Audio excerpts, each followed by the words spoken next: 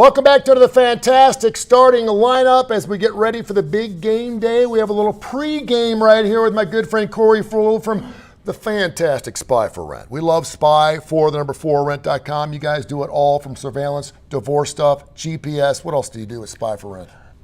Bug sweeps, social media investigations, it all. Child custody, video surveillance. I mean, they do it all. They do fantastic stuff. And I'll be honest with you, I have used your services. I don't talk about anyone or endorse anything that I don't use firsthand. I wish I hadn't had to use you, but it was certainly very, very intricate and very important to what I was working through to use you. But we came up with some questions among our crew that I wanted to throw out to a real private investigator. Will you answer these questions? Sure. So when I think about PIs, I think about Magna PI, I think about Spencer for Hire, I think about Remington Steele, I think about the Rockford Files.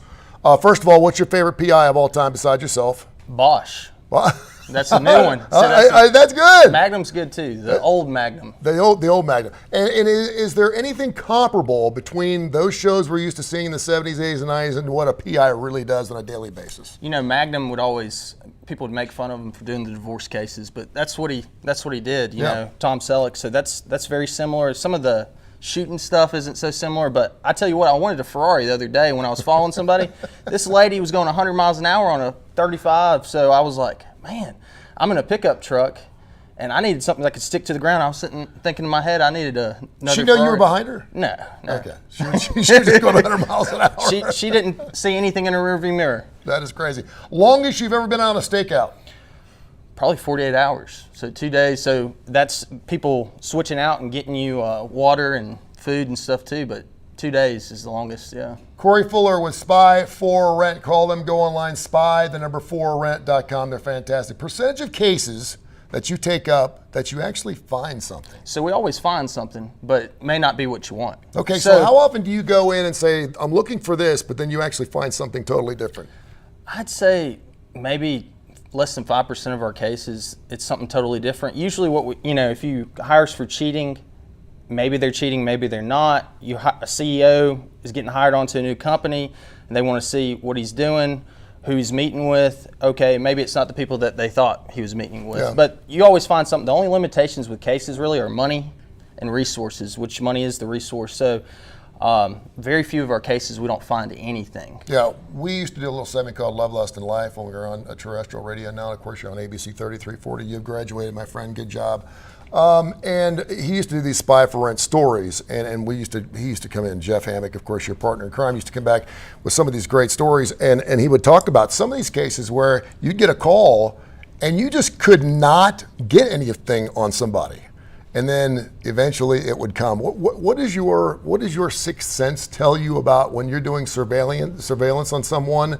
What does it tell you about how you feel about a particular case? And do you hold out? When do you realize, hey, listen, there's nothing here, or how I have to stick it out a little further because I think I'm going to find something here? It's hard to say, but every scenario is a little bit different. I was out on a case the other day, and they gave me an address, and I was like, this doesn't seem like this person would live in this apartment complex. They're kind of a bougie person, right? And they're not living this. Sure enough, they don't live in that apartment complex. But the difference between us and a lot of people, I'm not going to sit there for 24 hours and waste your money. I'm going to call you and say, hey, they're not living here. Yeah. Let me find where they are living. There you go. Corey Fuller, Spy for Rent. What's your phone number? How can people get in touch with you too? 205-790-3051. Thank you, brother. It is now time for our marquee matchups. Let's go to Kip. He is in Las Vegas, baby. It's a football Saturday in the SEC. Here is the starting lineup. The man with the golden voice, sports savant, Kip Keefer. One of Birmingham's all-time most multi-talented, iconic broadcasters, Tony Curry. Four-time champion Paul Feinbaum show caller contributor, the legend. The illustrious First Lady of SEC football, Terry Quillian. Award-winning national sports handicapper from Las Vegas, Case Keefer.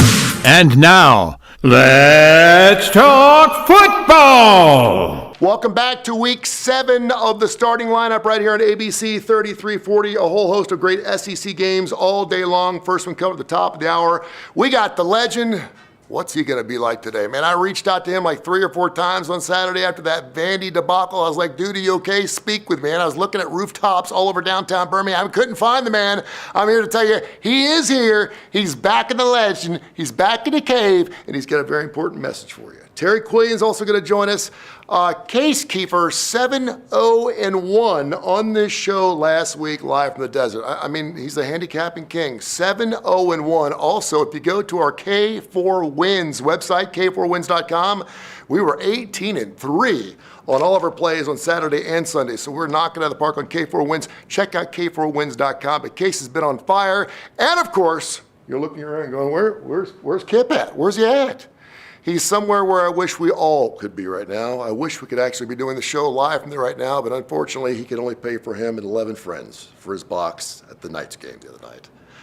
Ladies and gentlemen, let's go to Las Vegas. Let's check in with Mr. Kip Kiefer. Good morning, Tony, from Las Vegas Boulevard. Kip Kiefer in this early morning. Kip Kiefer in early mornings really don't get along very well, but for Las Vegas, you got to do what you got to do. The show must go on, and that's what we've got here with marquee matchups to kick us off.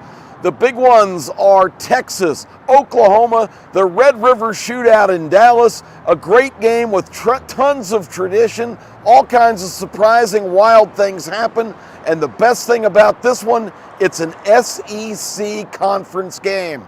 Let's move out to Eugene, Oregon. Ohio State. Yes, there are airplanes that actually leave Ohio. The Buckeyes have been fattening up on weak sisters at home all year, but now they face the number 3 Ducks, the game everybody looking at the polls can't wait for. Oregon, Ohio State should be a classic. Then, in the SEC, the Ole Miss Rebels, off a big win at South Carolina, go to the Bayou Bengals. The LSU Tigers, the Ole Miss Rebels. This is a long-time bitter rivalry, and this game has all kinds of implications on the SEC standings board. And we'll wrap it up in Knoxville, Tennessee. The Volunteers stunningly defeated last week by the Arkansas Razorbacks. They try to bounce back at Neyland Stadium. And when they're hosting their arch rival, the Florida Gators. Florida beat Tennessee like 18 years in a row until recently. They've gone back and forth, but Florida looks like they're on the right track finally. This is a big rivalry game, and it is a huge game for Tennessee.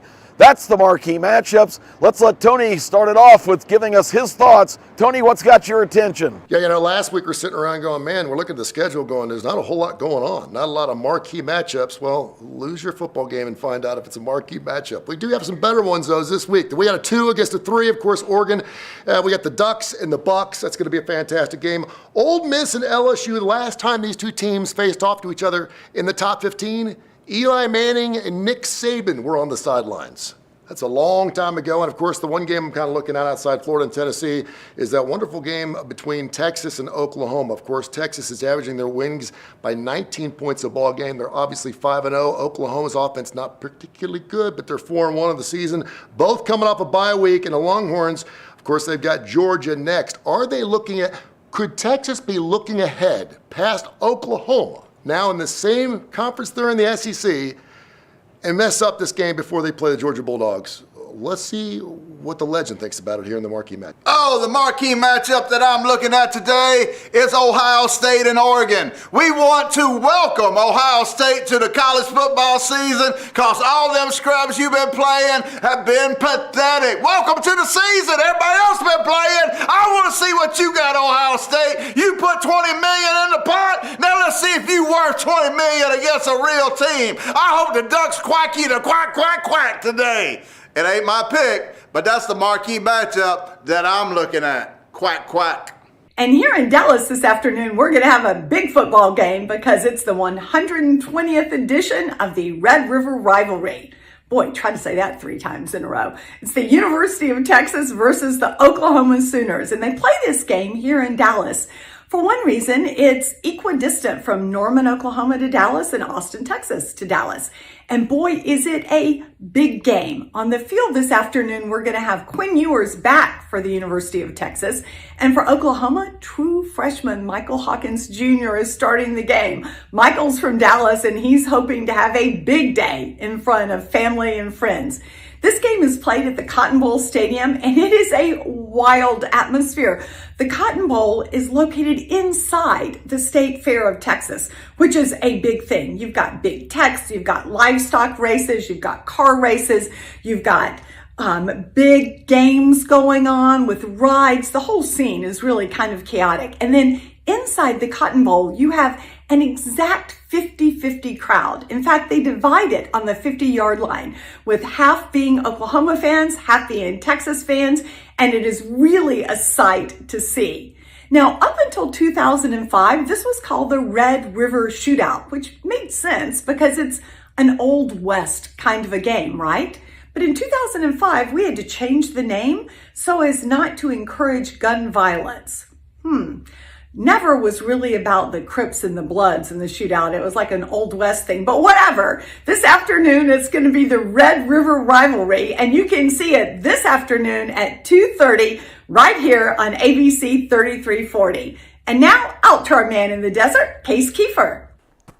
Ole Miss coach Lane Kiffin has taken some flack for traditionally not coming through in these big moments, these primetime games. But here's the thing, in almost all of the precursors, the games before tonight, I feel like he had the least talented team. Well, that is going to change at Tiger Stadium tonight, because I would have come into the year saying the Rebels have the better roster than the Tigers, and the gap has only widened with LSU compounding injury after injury. Ole Miss has looked great with the exception of the Kentucky game. I think there are matchup advantages all over the field for them. Just the most obvious one, who's going to cover Trey Harris for LSU? I don't think anyone. I'm going to give a lot more picks as the show goes on, but I like to tease with one on the marquee game in this segment as I can, and I have one today. Lay the 3 points with Ole Miss. I know it's a juice 3 right now, or 3.5. Either one is fine. I think Lane Kiffin gets that big victory tonight. Step back into the groove and then into the Birmingham Racecourse Casino.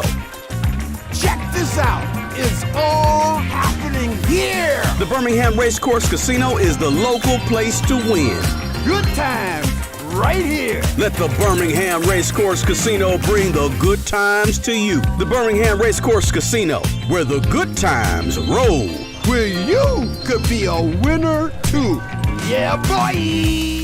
Oh, welcome to the Legend Cave, baby, where few men have ever stood. I'm talking Bear Bryant, Nick Saban, Monty Bauer, Kip Keefer, Tony Curry, and you know the legend at DJ K-Dub. I got Spy for Rent in the Legend Cave this week. I got bugs everywhere. Vanderbilt fans bugging my place. Auburn folks bugging my place. We've been searching for these bugs all week. Got the best of the business in the house. I also want to thank Monty Bauer, Tony Curry, and Kip Keefer for coming up with $100,000 to send me out to New Mexico to see the best psychiatrist in the whole world. Because I've been living a dream all week. I know it ain't true. I keep thinking I'm going to wake up. Somebody said we lost the Vandy. Bear, this can't be true, Bear. This can't be true, Bear. Vandy, can you believe it? We lost the Vandy. I'd rather lose the Mercer. Vandy, can you believe that? 40 years we ain't lost to Vandy. 40 years we ain't lost. Mike the Bowles didn't lose to Vandy. Mike Shula didn't lose to Vandy. 40 years. 40 years, baby. And in 4 weeks you lost to Vandy. Kevin DeBoer, with your bad shirt wearing self, you better shape up, brother. We don't play that down here in Alabama. We got South Carolina today. And we need to bounce back, baby. We need to bounce back. We're Alabama. Well, do you know what that means? Tradition, rich tradition, the greatest of all time. Vandy. I don't believe it. I don't believe it. Oh, it must be a dream. It must be a dream. But South Carolina today, and I'm looking for a bounce back. And if I don't, they're going to have to send me back to that psychiatrist again, because I can't take it, ladies and gentlemen. I can't take it. I can't take it, ladies and gentlemen. I can't take it. Come on, and let's get it done today, ladies and gentlemen. What is it, Clark? I think we got something from Jim from Tuscaloosa. Let's get out of here. Remember, it's a game. Don't be like the Legend Sports Insane. This week in the Coach's Corner, we have Kalen DeBoer, of course. Not in an effort to pile on, but he is the coach that everybody is talking about, and that's what happens when you're an SEC powerhouse program and you lose to Vanderbilt. So I think, to look at what has everybody so upset, First of all, it's a loss. You lost to Vanderbilt. Coach DeBoer doesn't seem to understand that losing to Vanderbilt is not just another loss. I think a lot of fans got upset because in his post-game press conference, Coach DeBoer seemed to feel like this is just one loss, we'll overcome it and move on. Not understanding that in the SEC, the premier programs in the SEC do not lose to Vanderbilt. So in his post-game press conference Saturday night, and then again on Monday, I heard Coach DeBoer talking about how what they needed to do was just stay the course. They were just going to stay the course. Here's a memo, Coach DeBoer. When your fans see you lose to Vanderbilt 40-35, nobody wants you to stay the course. We don't want to see the same thing happen versus South Carolina. Fans don't want to see you stay the course. They want to see you make radical changes so this doesn't happen again. And that sort of contributed to an all-over feeling on the part of Alabama fans that maybe this program is just not as buttoned up as it needs to be. Maybe the level of discipline isn't right. It was interesting because in that Monday press conference, I heard a reporter ask Coach DeBoer about lack of discipline on the team. And amazingly, Coach DeBoer's response was, well, what specifically are you talking about? Newsflash, Kaylin, he's talking about what happened with Malachi Moore on the field. Now, I'm not going to pile on with Malachi Moore. He's obviously a great young man, a wonderful player, a leader of the team. He got upset on Saturday. He did some things on the field that were completely unacceptable. Doesn't make him a bad person, just did some things that were unacceptable. But here's what's really got fans upset. When he behaved that way, throwing his mouth guard, kicking the ball, Coach DeBoer and Coach Womack attempted to pull him from the game. Guess what? Moore waved them off, and here's what has everybody apoplectic. They let him stay in the game. I haven't heard one Alabama fan who hasn't been saying this would never have happened under Nick Saban. Yeah, maybe a player would have gotten upset, maybe he would have done that, but Saban's not going to let a player wave him off on the field and stay there. And Bear Bryant, everybody's saying, heck, Bryant would have sent a bunch of coaches on the field to pull him off of the field and into the locker room. That's what would have happened. So then when questioned about it, what Coach DeBoer said, again, instead of saying, hey, that behavior is unacceptable, that can't happen, he went into a lengthy response on what a great person Malachi Moore is and how Malachi Moore had his back when they first came to the program. Coach DeBoer, nobody questions that. Malachi Moore is a great young man. I've heard him apologize this week. We get that. The questions that Alabama fans have all revolve around, do you have control of this team? And you know what? I think that's a fair question when I then heard Malachi Moore later on this week talking about Coach Womack and saying that everyone from the defensive line to the secondary wanted Coach Womack to get those plays in sooner. Well, that may very well be the case, but oh my goodness, we've gone from the Nick Saban era where coordinators didn't talk to the press to now in the Kalen DeBoer era where not only do the coordinators talk to the press, but your star players talk to the press and can criticize the coaches. Really? Coach DeBoer, this has Alabama fans feeling like you don't have control over the team.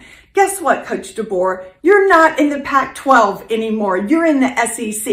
You need to get it together. Hey, special thanks to Corey Fuller again from spy4rent.com. Spy, the number 4rent.com. Fantastic work. We had a wonderful segment. If you missed that, go to our YouTube channel and watch it again. If you ever need a PI, they're the way to go. We also have Teresa Autry from Expert Realty, 294-4210, 294-4210.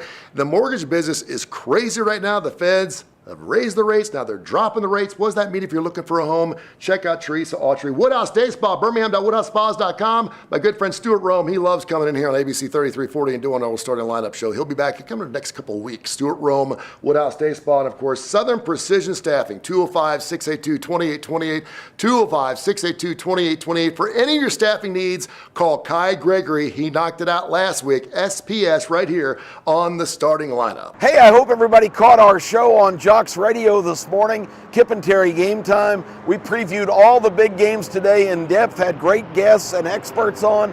It is your best first stop every week before the starting lineup to catch a lot of the information you need for an enjoyable Saturday. And then right back tomorrow morning, 9 o'clock on Jocks 94.5.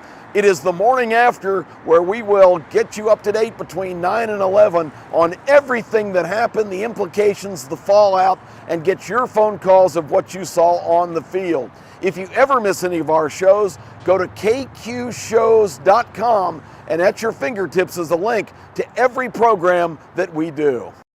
Hey, it's Case Kiefer coming to you from Las Vegas. I'm the assistant sports editor for Greenspun Media, Las Vegas Sun, a longtime sports bettor and sports betting writer. In this Vegas Heater segment, I always like to start with a little bit of bookkeeping. I pride myself on being transparent. I feel like I always do that, but I gotta be honest, it is a little bit easier when things are going as well as they are right now. 3-0 in the Vegas Heaters on the college football picks last week. That brings the season total to 15-8 on college football. We did lose the Monday Night Football bonus, but that only drops the NFL to 4-2. You take all my picks from throughout the show. Overall record year to date, 28-15. It feels good, but it is no time to get complacent. You got to keep moving forward, keep finding winning bets. I'm going to give 3 more college football bets today and an NFL bonus as always. Let's start right around here, down south, where we are going to Georgia versus Mississippi State. I did something I almost never do this week. I laid 34.5 points with the Bulldogs on the opening number. The money came flooding in against me. This got all the way down to 31, and I popped it again. So I have 2 bets on Georgia here.